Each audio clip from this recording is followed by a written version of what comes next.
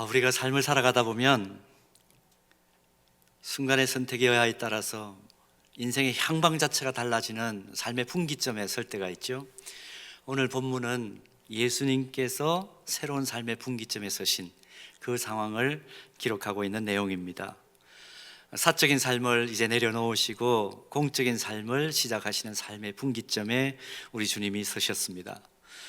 윌리엄 바클레이라는 성경 주석가가 있는데요, 예수의 생애라는 이 책 속에서 이 본문을 놓고, 이 본문을 염두에 놓고 이런 얘기를 합니다. 사람에게는 아주 중요한 두 날이 있다. 어떤 의미에서 가장 중요한 두 날이 있다. 하나는 그 사람의 존재가 시작되는 육체적인 생일날이고, 또 다른 한 날은 그 사람이 자기 생명과 자기의 사명과 존재의 이유를 깨닫는 날, 그 날이 두 번째로 중요한 날이다. 그렇게 표현을 합니다. 예수님께서 지금 성육신 하셔서 이제 공적인 삶을 시작하는 삶의 분기점에서 서 계신데, 오늘 본문을 보면 아주 중요한 몇 가지 사건을 경험하십니다. 그 중에 중요한 두 가지 사건을 같이 나누어 보면서 은혜 나누기를 원하는데요, 첫 번째로 이 공적인 생애를 시작하는 이 삶의 분기점에서 예수님께서는 요한으로부터 물 세례를 받으면서, 세례 요한으로부터 물 세례를 받으면서 자신의 정체성을 확인하십니다. 본문 9절에서 11절 말씀 보면 예수님께서 고향 나사렛을 떠나서 이제 세례 요한에게 세례를 받았다는 것과 세례 받을 때 일어났던 기이한 일을 기록하고 있죠. 여기서 우리의 먼저 관심을 끄는 것은 뭐냐 하면, 예수님께서 고향인 갈릴리 나사렛을 의도적으로 떠나셔서 요단강으로 직접 오셔서 세례를 받으셨다는 겁니다. 의도적으로 고향을 떠나셨고 직접 요단강으로 오셔서 세례를 받으셨다. 30년이라는 긴 시간을 안주하면서 살았던 그 고향을 떠났다는 것을 한번 주목을 해 보시기를 바랍니다. 지금까지 당연한 것으로 받아들이고 편안하게 살았던 그 안이함과 안주함에서 의도적으로 예수님께서 떠나신 것이죠. 여러분, 이런 맥락에서 성경을 다시 한번 자세히 보면 성경을 관통하는 참 흥미로운 주제가 있습니다. 하나님의 뜻을 이루기 위해서 선택받은 소명자들은 한결같이 현실에 안주하는 삶을 살지 않았다는 것입니다. 길을 떠난 사람입니다. 길 위에 서 있었던 사람들입니다. 구약 성경 보면 믿음의 조상 아브라함이 하나님의 음성 듣고 본토와 친척과 아비의 집을 떠난 이후부터 그 아들 이삭도 그렇게 살지요. 야곱도 요셉도 그런 인생을 삽니다. 모두가 고향을 떠난 사람들, 길 위에 서 있었던 사람들입니다. 신약시대에 오면 주님이 승천하신 이후에 우리 주님의 제자들, 마가 요한의 다락방에 성령이 임하기까지 예루살렘에 잠시 머물러 있다가 성령 충만 받은 이후에 어떻게 합니까? 한결같이 길 위에서 복음을 증언하면서 진리를 전달하면서 길 위에 서 있었던 사람들이다 하는 것 확인할 수 있죠. 한마디로 자신의 존재 이유를 찾은 사람은 안주하지 않는 인생을 살았다, 그렇게 정리할 수 있습니다. 공적인 생애를 시작하는 삶의 분기점에서 우리 예수님께서도 안이하고 안주할 수 있는 그 삶의 자리에서 떠나셨다, 큰 울림으로 다가오죠. 지금 오늘 예배하면서 나의 존재 이유가 무엇인가, 도대체 나의 사명은 무엇인가, 내가 가야 할 길은 어떤 길인가 혹시 묻고 있는 분들이 있으시다면, 가장 먼저 필요한 것은 혹시 내가 그냥 안주하는 상황 속에서, 안이한 상황 속에서 과거로부터 나쁜 습관임에도 불구하고 계속해서 그 속에 그냥 파묻혀 있는 그런 내 모습은 없는지 점검하고 돌아볼 필요가 있습니다. 떠나지 않으면, 내려놓지 않으면 결코 새로운 것을 경험하지 못합니다. 떠난다는 말의 의미는 그러니까 단순히 어떤 공간 이동을 의미하는 것은 아니죠. 영적으로, 관계적으로, 또 상황적으로, 또 나의 어떤 좋지 못한 여러 가지 습관들, 이런 것들 속에서 버려야 될 것들, 떠나야 될 것들, 잘라내야 될 것들, 이런 것들을 내려놓는 것. 불필요한 것들을 적게 버리고 적게 떠나면 적게 얻을 것입니다. 그러나 불필요한 것들 크게 버리고 크게 정리하고 크게 떠나면 크게 얻는다는 진리를 다시 한번 오늘 예수님을 통해서 상기하는 겁니다. 이제 나사렛을 떠나신 예수님, 요단강으로 오신 예수님께서 세례 요한이 베푸는 세례를 받으시죠. 세례요한은 자신이 베푸는 이 물세례의 특징을 마가복음 1장 4절에서 제사함을 받게 하는 회개의 세례라 그렇게 밝혀줍니다. 또 마가복음 1장 8절에서는 물로 주는 세례, 그냥 이렇게만 표현되어 있죠. 이 말 속에서 물세례가 뭔지를 우리가 정확하게 파악을 해낼 필요가 있습니다. 교회 안에서 행하는 물세례는 물세례를 받는 그 순간 죄사함이 이루어지는 것이 아니고, 한 사람이 진정성을 가지고 내가 하나님 앞에서 죄인이라는 것을 깨닫고 회개했을 때 그것을 외적으로 표현하는 상징이 물세례입니다. 죄에서 떠나기로 했다는 것, 나는 이제 죄의 자리에서 떠나 주님이 걸어가신 그 길 나도 따라가겠노라고 마음에 작정하고 결단한 것을 외적으로 모든 성도들 앞에서 표현하는 것이 물세례입니다. 그러니까 물세례는 그 자체가 효험이 있다기보다는 반드시 진정 어린 회개가 선행되고 전제되어야 그 물세례는 의미를 가지는 것이죠.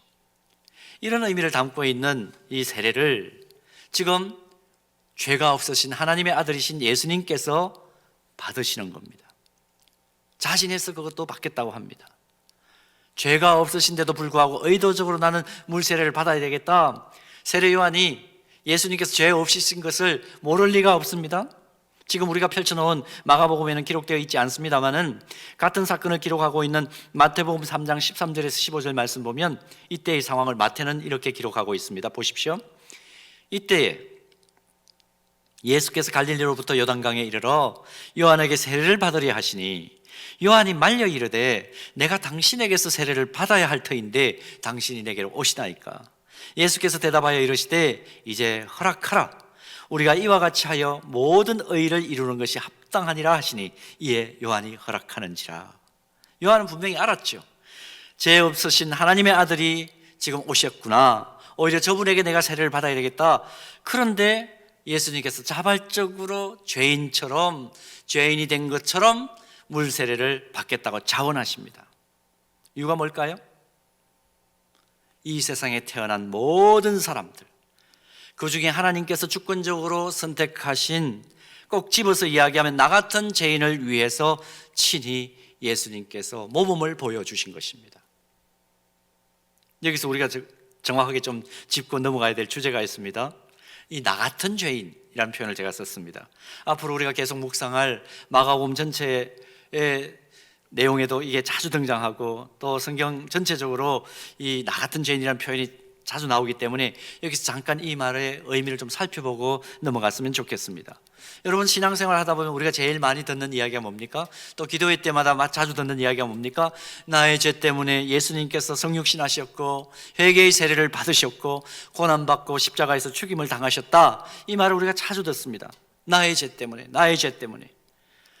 이 말을 자꾸만 반복해서 들으면 어떻습니까? 마음에 좀 불편함이 있죠. 내가 어째서 죄인인가? 특별히 모태에서부터 신앙생활 해오신 분들 어떠신가요? 착한 사람으로 주위에서 주로 인정을 받으실 터인데 어떠신가요? 마음속에 슬그머니 그런 생각이 듭니다. 내가 왜 죄인인가? 왜 죽을 수밖에 없는 죄인인가? 교회 오면 왜 자꾸 이렇게 얘기하지? 실제로 저에게 이런 질문을 한 청년이 있었습니다. 목사님, 교회 오면 자꾸 우리가 죄인이다 그렇게 말씀하던데 솔직히 나는 그렇게 큰 죄인이다 그렇게 생각해 본 적이 없습니다. 별로 뭐 욕심도 없고 도덕적인 큰 죄를 저지른 것도 없고 뭐 집안에서나 학교에서나 내가 범생으로 살아왔는데 제가 뭐 회개할 것 그렇게 없다고 생각합니다. 주일날마다 참회 기도를 드릴 때 도대체 뭘 회개해야 될지, 뭘 참회해야 될지 잘 모르겠어요. 여러분, 어떻게 대답을 해야 될까요? 대답은 이것입니다. 지금 우리가 하나님 앞에서 죄인이다, 이 말은 도덕적인 죄를 많이 지었느냐 적게 지었느냐 그 문제가 아닙니다. 중요한 것은 근본적으로 우리에게 남아있는 죄성, 죄의 지향성, 죄를 향한 지향성, 이 죄성을 가진 우리의 양심이 깨어났느냐 깨어나지 않았느냐 하는 그 문제입니다. 그래서 정말 경건하고 도덕적인 죄와 거의 상관없는 사람이라 할지라도 한결같이 자신을 사악한 죄인이라 그렇게 고백해야 된다고 교회에서는 말하는 것입니다. 이것이 성경적인 가르침입니다. 디모데전서 1장 15절 말씀을 한번 보시겠어요? 여기 보면 사도 바울이 이런 고백을 합니다. mit보다 모든 사람이 받을 만한 이 말이여, 그리스도 예수께서 죄인을 구원하시려고 세상에 임하셨다 하였도다. 죄인 중에 내가 괴순이라. 여러분, 지금 사도 바울이 스스로를 가리켜서 나는 죄인 중에서도 죄인인 죄인의 괴수다, 그런 고백을 하죠. 근데 이 디모데전서, 이 말씀이 나오는 이 디모데전서는 사도 바울이 언제 기록을 했느냐 하면 예수님 처음 만났을 그 당시에 기록한 것이 아닙니다. 이미 데살로니가 전후서를 썼고 로마서를 썼고 자기의 그 상황 속에서 내가 하나님의 사람으로 살아야 되겠다고 작정한 지 한 10여 년이 지난 다음에 완숙한, 어떤 의미에서는 가장 모범이 될 만한 그 초대교회 당시에 가장 최고 성김이, 최고 지도자, 추앙받고 있는 최고 지도자일 때 이 디모데전서를 써요. 근데 그 속에서 뭐라고 지금 얘기합니까? 내가 죄인 중에 괴수다. 이해가 가지 않습니다. 가장 존경받는 교회 지도자가 고백합니다. 내가 죄인 중에 괴수다. 왜 그랬을까? 로마서 1장 28절에서 32절 말씀을 보면 사도 바울이 뭘 기록하고 있느냐 하면 죄의 성향을 가진 연약한 우리 인간이 일상에서 범할 수 있는 하나님 보실 때에 사형에 해당하는 21가지 죄들을 쭉 열거하는 내용이 나옵니다. 로마서 1장 28절 이렇게 기록되어 있습니다. 또한 그들이 마음에 하나님 두기를 싫어하며 하나님께서 그들을 그 상실한 마음대로 내버려 두사 합당하지 못한 일을 하게 하셨으니 곧 모든 불의, 추악, 탐욕, 악의가 가득한 자요, 시기, 살인, 분쟁, 사기, 악독이 가득한 자요, 수군수군하는 자요, 비방하는 자요, 하나님께서 미워하시는 자요, 능욕하는 자요, 교만한 자요, 자랑하는 자요, 악을 도모하는 자요, 부모를 거역하는 자요, 우매한 자요, 배약하는 자요, 무정한 자요, 무자비한 자라. 그들이 이 같은 일을 행하는 자는 사형에 해당한다고 하나님께서 정하심을 알고도 자기들만 행할 뿐만 아니라 또한 그런 일을 행하는 자들을 옳다 하느니라. 여러분, 지금 사도 바울이 21가지 죄악을 쫙 열거를 했습니다. 32절에 뭐라고 결론을 내렸느냐 하면 이런 죄를 저지른 사람은 하나님이 사형이다, 그렇게 정했다는 것입니다. 자유로울 사람이 있습니까? 21가지 죄악 가운데 어떤 죄악이 나왔는지 여러분 기억하시나요? 배약하는 일, 그것도 사형입니다. 배약이 무슨 의미인가요? 약속을 어그러뜨리는 것도 사형이에요. 교만한 자 사형입니다. 하나님 보실 때에. 자유로울 수 있습니까? 험담하는 일 사형이에요. 모두가 사형감입니다. 이런 점에서 우리 모두는 한 가지 죄목이 아니라 여러 가지 죄목을 가진 사형수다, 그렇게 고백할 수밖에 없죠. 바울은 그 사실을 너무 확실하게 아니까 시간이 지나가면 지나갈수록 하나님 나라를 위해서 섬기면 섬길수록, 거룩해지면 거룩해진다고 할수록 이런 지향성들을 완전히 깨끗하게 하지 못한 자기 자신의 모습을 발견한 겁니다. 뭐라고 고백하나요? 내가 죄인 중에 괴수다. 내가 죄인 중에 괴수다. 한국교회 역사 속에 존경받는 많은 목회자들 계십니다마는 그 중에 한경직 목사님, 영락교회를 개척하시고 섬기신 한경직 목사님 기억하실 것입니다. 한경직 목사님께서 세상을 떠나신 이후에도 존경받는 것은 이유가 뭘까? 다른 데 있지 않다고 저는 봅니다. 끝까지, 세상을 떠나실 때까지 자신은 칭찬받고 박수받을 사람이 아니고 스스로 죄인의 정체성을 가졌다, 그 고백을 공사 속에서 끊임없이 하시고 실제적으로 하나님 앞에서 겸손하게 사셨기 때문에 존경받으시는 겁니다. 그런 일이 있었죠. 1992년에 기독교 노벨상이라는 템플턴상을 받았습니다. 한국교회 지도자들이 모여서 하나님 앞에 감사 예배를 드렸습니다. 그때 나오셔서 수상 소감을 이렇게 말했죠. 나는 이 자리에서 회개하기 원합니다.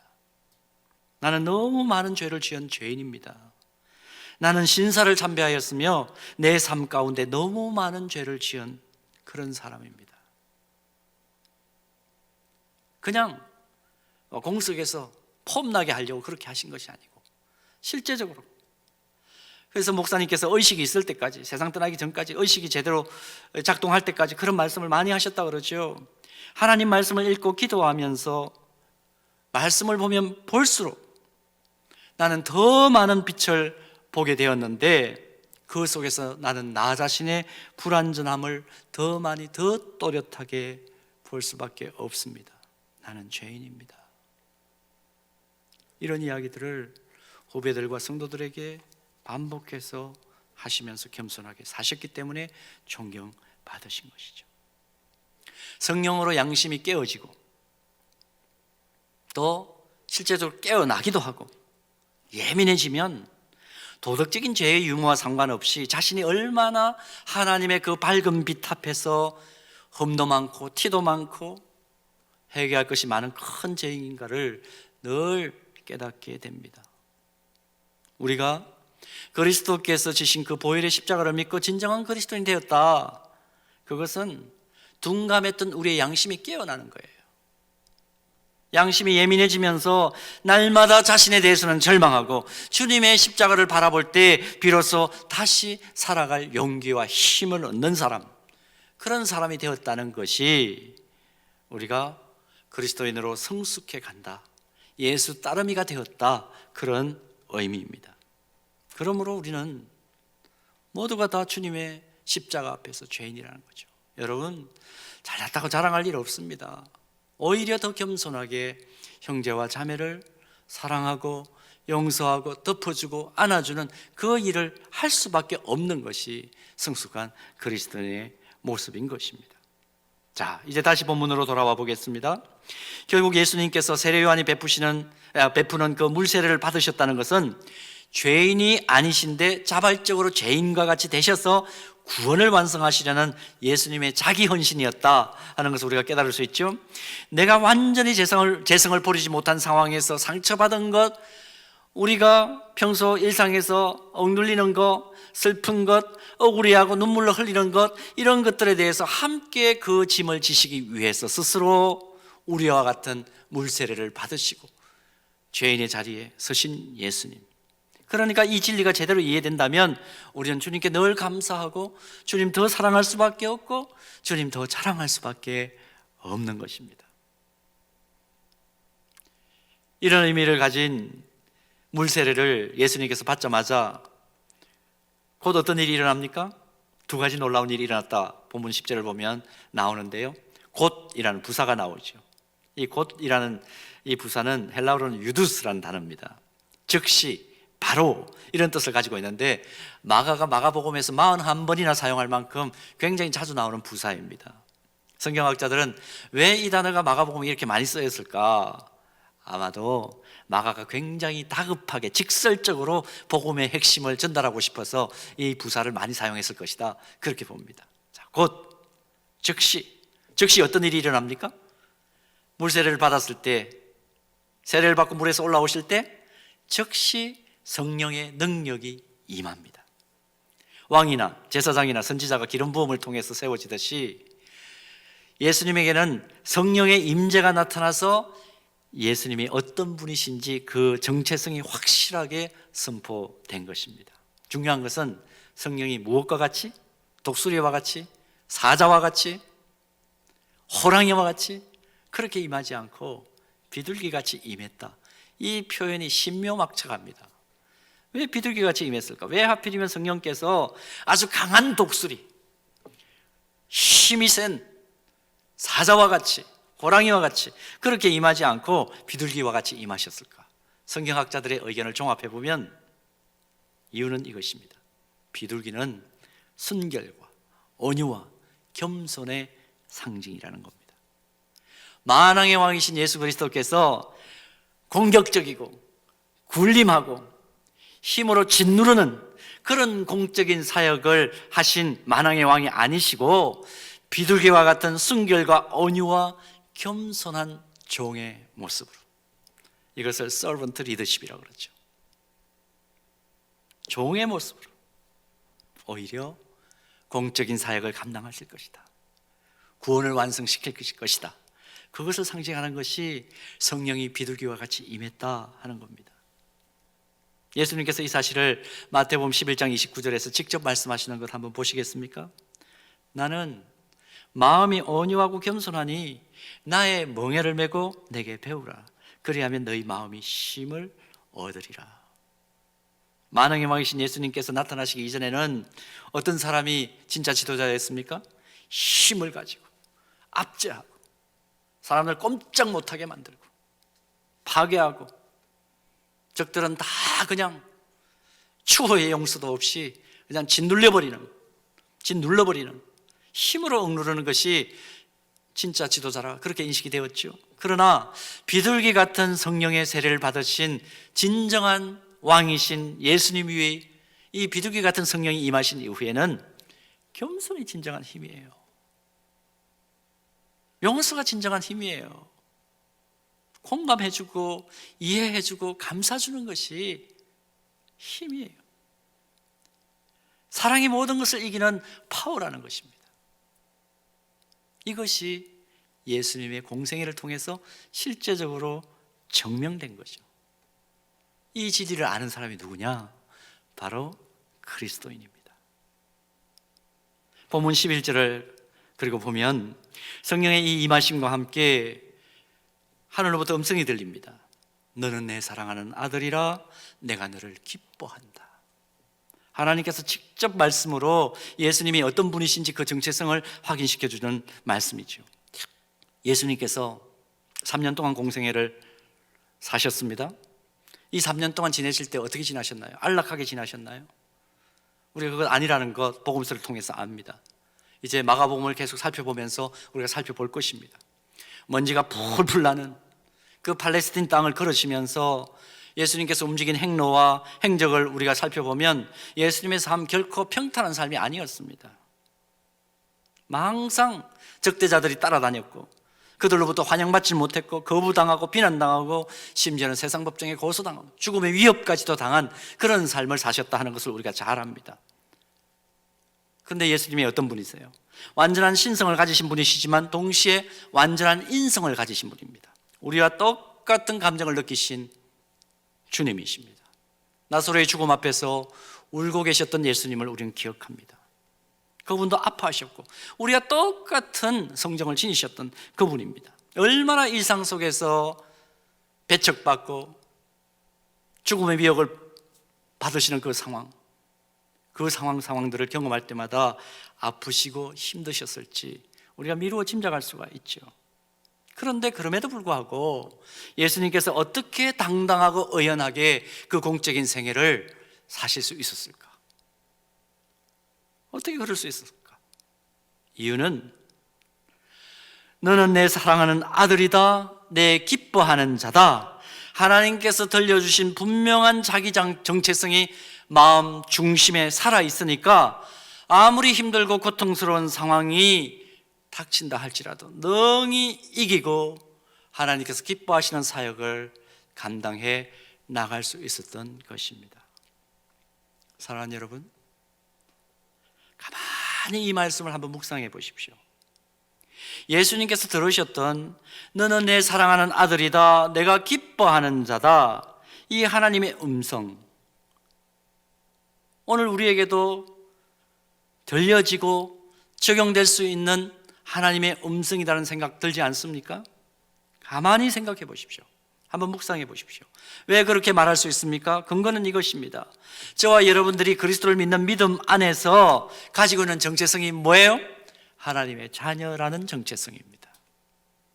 그러므로 비록 우리 주위를 둘러싸고 있는 환경이 지금 거칠고 어둡고 힘든다 할지라도, 뒤를 돌아보면 아무도 나를 지지해 주는 사람이 없고 앞을 내다봐도 캄캄하다 할지라도, 그래서 어쩔 수 없이 피곤해서 잠에 들 수밖에 없는 그런 상황이라 할지라도 아침에 눈을 뜰 때에 다시 벌떡 용기를 가지고 일어설 수 있는 이유가 무엇입니까? 나는 하나님이 사랑하는 아들이야. 나는 하나님이 사랑하시는 딸이야. 나는 하나님이 기뻐하시는 사람이야. 쓰러질 수 있습니다. 넘어질 수 있습니다. 실망할 수 있습니다. 실패할 수 있습니다. 그러나 그럼에도 불구하고 우리가 다시 일어설 수 있는 이유는 무엇입니까?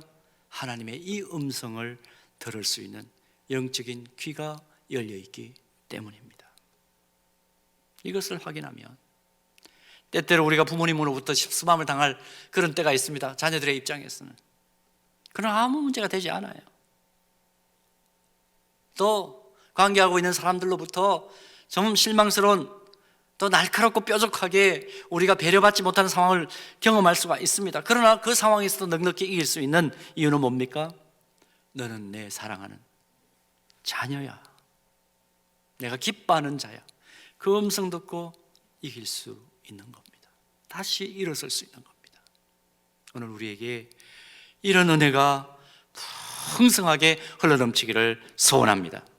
자, 그런가 하면 두 번째로 공적 생애를 시작하시는 삶의 분기점에서 예수님은 광야의 시험을 통해서 하나님 능력에 사로잡히는 경험을 하십니다. 여러분 본문 12절을 보시기 바랍니다. 성령이 곧 예수를 광야로 몰아내신지라 그랬습니다. 광야로 몰아내신지라. 이것은 마가가 의도적으로 좀 쓴 그런 내용이다라고 봅니다. 앞으로 펼쳐질 예수님의 공적 생애는 예수님께서 원하시는 방식이 아니라 철저히 하나님께서 몰아가시는 방식으로, 하나님께서 원하시는 방식으로 펼쳐질 것이다. 이걸 의도적으로 표현한 것으로 그렇게 성경학자들은 해석합니다. 실제로 예수님은 그러셨죠. 십자가를 져야 하는 상황을 앞에 놓고 마가복음 14장 36절 말씀 보면 이 겟세마네 동산에서 이렇게 기도하지 않습니까? 이르시되 아빠 아버지여, 아버지께는 모든 것이 가능하오나 이 잔을 내게서 옮기시옵소서. 그러나 나의 원대로 마옵시고. 누구의 원대로? 아버지의 원대로 하옵소서. 하나님께서 주권적으로 이끌어 가시는 위대한 구원 계획 속에 철저히 자신을 복종시키시는 예수 그리스도를 발견합니다. 성령의 재촉하심을 따라 광야로 나간 예수님, 40일 동안 그 풀 한 폭이 물 한 모금 없는 그곳에서 세 가지 시험을 당하시죠. 그런데 이 세 가지 시험을 물리치는 방식이 딱 한 가지입니다. 오직 한 가지. 무엇입니까? 모두가 다 하나님께서 주신 말씀으로 승리합니다. 중요한 교훈을 우리가 얻을 수 있습니다. 광야에서 예수님은 하나님의 말씀에 주목함으로 모든 시험을 이기셨다. 하나님만 바라본 것이죠. 구약 출애굽 역사를 보면 광야를 통과하는 그 과정 중에 애굽에서 태어난 모든 이스라엘 백성들은 광야에서 다 죽습니다. 그런데 여호수아와 갈렙 두 사람만 약속의 땅 가나안에 들어갑니다. 인생의 향방이 결국 이렇게 갈려버린 이유가 어디에 있습니까? 얼마나 하나님께 주목하느냐. 오늘 2021년 1월이 되어도 별로 그렇게 형편이 나아진 것 같지 않고 우리는 여전히 광야길 속에 있습니다. 광야 한복판에 서 있는 듯합니다. 어떻게 이기겠습니까? 무엇으로 승리할 수 있을까요? 아무리 혹독한 환경 속에 있다 할지라도 결국은 우리 마음 중심에 하나님만 바라보고 하나님 한 분으로 만족하겠다는 그런 자세가 없다면 우리는 이길 수 없습니다. 오늘 그 사실을 예수님의 모습을 통해서 다시 한번 확인합니다.